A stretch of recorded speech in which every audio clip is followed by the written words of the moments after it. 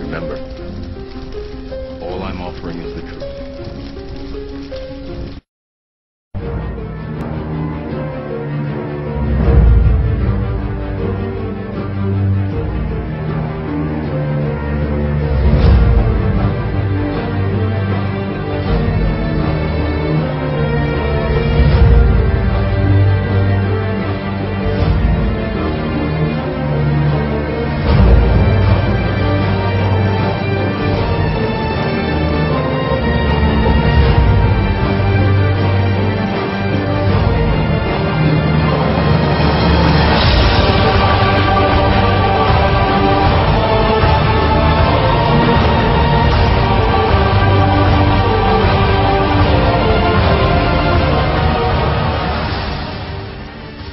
Now there was a woman named Alice Bailey who founded the Lucius Trust, which is the publishing house which prints and disseminates United Nations material.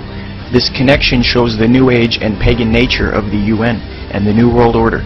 Lucius Trust was established in 1922 as Lucifer Trust by Alice Bailey, which disseminates the books of Bailey and Helena Blavatsky. Bailey changed the name to Lucius Trust because Lucifer Trust revealed the true nature of the New Age movement too clearly. Lucius Trust is sponsored by, among others, Robert McNamara, former Minister of Defense in the USA, President of the World Bank, and member of the Rockefeller Foundation, and Thomas Watson of IBM, former ambassador to Moscow.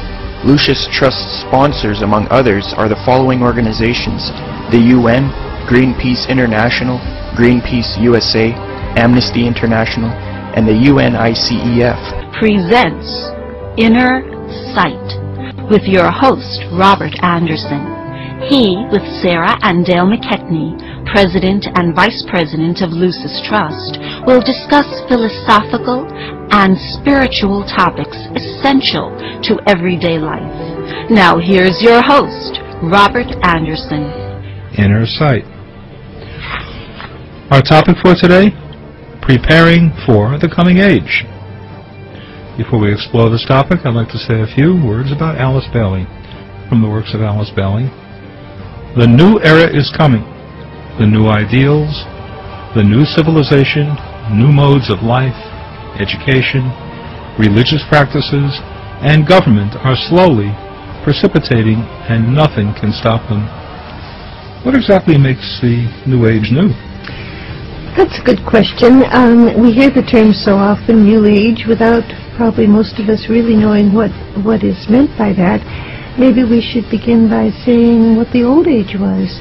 We're still living in the remnants of the Old Age, I believe, and I think most people familiar with the ageless wisdom would agree. This is said to be the last 2,000, perhaps 2,500 year period governed by, if you're astrologically inclined, Pisces. In an era of globalization, of political interdependence, where the world is ever more swiftly opening up, and the cliché about a global community becomes an economic, political, often social reality. In this new world, how religious faith develops will have a profound impact. The forces shaping this world at this moment are so strong, and they all tend in one direction. They are opening the world up. The task of our generation, whether we are religious people or secular people, is to build a global community where people of all persuasions can live together in peace and harmony. If you have a vision of a better world, if you have a vision of how you might contribute to that world, if you have a vision of how people around the world might work together to help create that better world, this is a place for you. URI has made a start. Now, we need your help. Help us strengthen our infrastructure. We want to establish offices in 8 regions of the world and build a vibrant communications network to support peace builders everywhere. We want to double our presence and impact. Three great world religions, Judaism, Christianity, and Islam, all place sovereignty in only one location, namely in God. We all are aware of the excesses of religion in regard to your topic. Do you think that world religions have some positive role in the coming of what you call a global nation? Absolutely, yes. Religion has played a very ambiguous role in the Great Experiment. On the one hand, it is the great unifier. But I hope I'm right about this, and my sense is that there is, in this country, in the American religious community, a new constructive and ecumenical spirit of helping out on highly secular issues, including that of climate change. And I certainly have the sense that there is a lot similar going on at a global level. Unfortunately, it hasn't been translated into political action and community relations anywhere near as much as we want. With Jesus Drive, environmental evangelism, it is the new way to raise awareness about global warming. Our Fox Religion correspondent Lauren Green joins us with more on that now. Good morning. Who's pushing green, Lauren? Hey, well, a lot of people, it really is across the board, theoretically speaking, or religiously speaking. Here are the top green religious people, according to Live Earth. We've got Reverend Joel Hunter. He's the senior pastor at Northland Church in Longwood, Florida.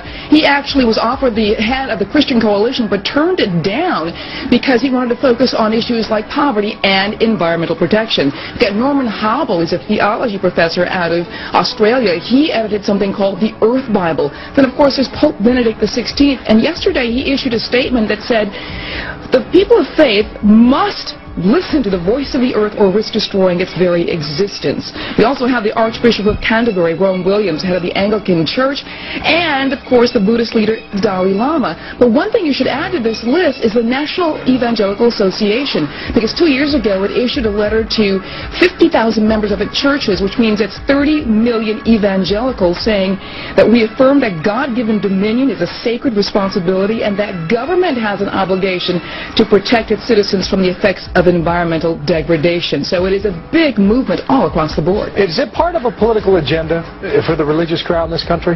Well, for the religious crowd, yes, but more importantly, the Democrats, who are trying to sway a lot of evangelical voters at this point, can use the environmental issue. There are diverse ways of being in the world, that there are millions of ways to be a human being, and many ways, but many paths to what you call God. And her path might be something else, and when she gets there, she might call it the light. There are certainly many more paths to God other than Christianity. What I believe is that Jesus came to show us Christ consciousness. Besides, there couldn't possibly be just one way. What about Jesus? What about Jesus? A new study says the news media have been pushing a gospel of godlessness on the American public. The Media Research Center's Culture and Media Institute looked at broadcast news, the 3 leading news magazines, and National Public Radio. They found that 80% of feature stories about atheism and atheists had a positive tone. None of the featured stories were negative. And most Christian-themed stories included atheist counterpoints or were written from an atheist perspective. The Golden Compass is an adventure film about a young girl who embarks on an epic quest through worlds of talking bears and witches. But some say it's anti-Christian. A lot of controversy has surrounded the release of the Nicole Kidman film, The Golden Compass.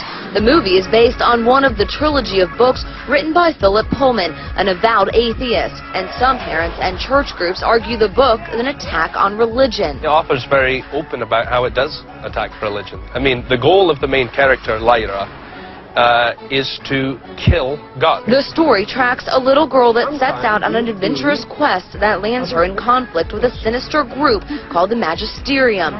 The Magisterium in the movie is an oppressive group of people who dress in church-like robes and make pronouncements about the way people should behave. Some have inferred that the Magisterium is the teaching authority of the church. Magisterium is actually the real term for the Pope and his council of bishops. The battle lines are drawn. Choices will have to be made. I have made my choice. What is yours? What is yours? What is yours?